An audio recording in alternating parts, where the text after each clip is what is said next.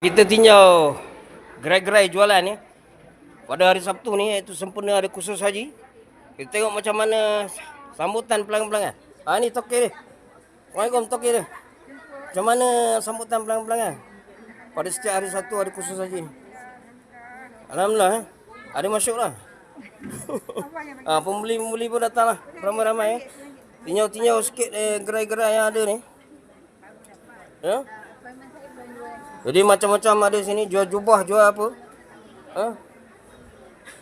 Ini banyak Palestin punya apa dia panggil ni? Muffler.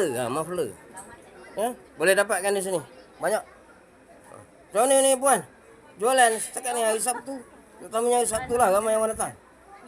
Okey. Alhamdulillah, syukur.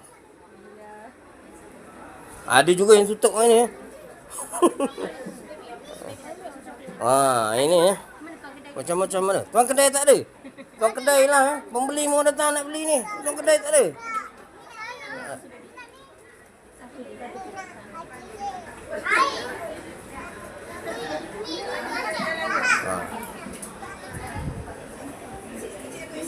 Assalamualaikum. Apa khabar dia punya kedai? Puan punya kedai setakat ni? Setiap hari Sabtu lah terutamanya. Ada khusus haji kan? Ada masuk dapat lebih ke lah.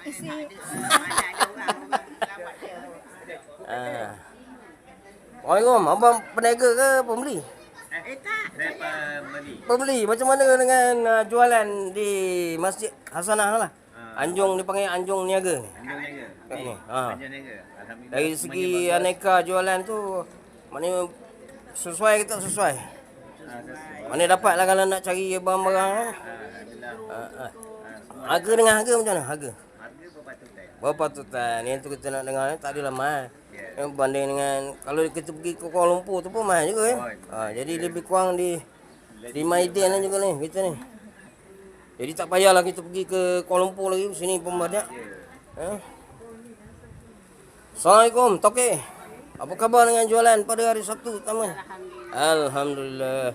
Jadi kita tengok pun pelanggan-pelanggan yang ramai ya. Belilah apa yang dihajati ya. Semoga dapat memenuhi selera tuan-tuan. Jadi itu saja gambaran yang saya dapat tunjukkan sedikit sebanyak di Anjung Niaga ni. Anjung Niaga kita. Semoga benda-benda kita berjaya. Mendapat pendapatan hasil daripada usaha mereka berjual beli di sini. Terima kasih. Assalamualaikum warahmatullahi wabarakatuh.